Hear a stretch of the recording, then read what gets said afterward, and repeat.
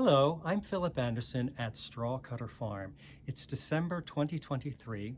Many of us are getting ready for Christmas. Some are getting ready for Hanukkah, some for Kwanzaa.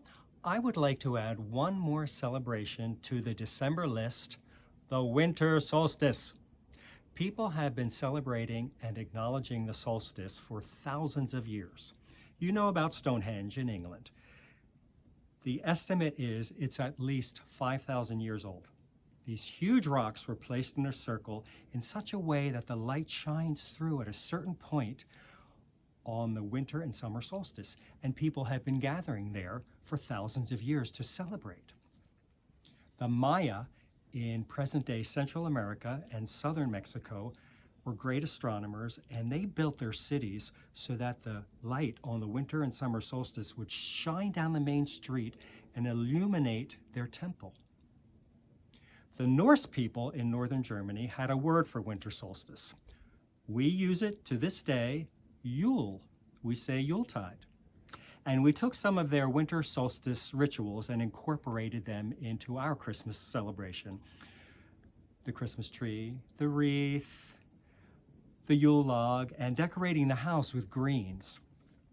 Let's not forget the ancient Romans. Of course, leave it to the Italians. They had a 7-day winter solstice celebration called Saturnalia. They honored their god Saturn, who is the god of the harvest. Apparently, though, it was just a big raucous party of eating and drinking and dancing and carousing. One theory as to why the early Christians placed Christmas on December 25th is that they wanted to usurp this pagan holiday and turn it into a Christian holiday.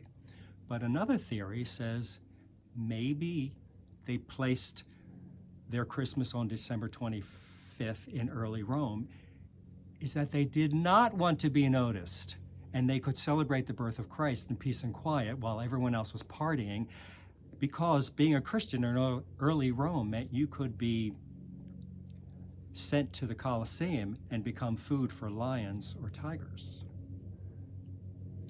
A very simple explanation as to why we celebrate the solstice, the winter solstice. Even though it's the darkest day of the year, the day of the year with the least amount of sunlight, and it's cold, the following day and each following day we get more light. So it's a promise of spring and a rebirth of nature. And we know that we'll be able to grow food again and survive for another year. I like to celebrate the solstice by going outside for a few minutes on the day by myself, somewhere quiet in nature, and I take in all that's around me, and I say a prayer for peace on earth, goodwill towards all people, and I send it back. I send out all my goodwill to the universe, just because I think that's a good thing to do. Now, I'm going to leave you with a prayer, a blessing, a winter solstice blessing.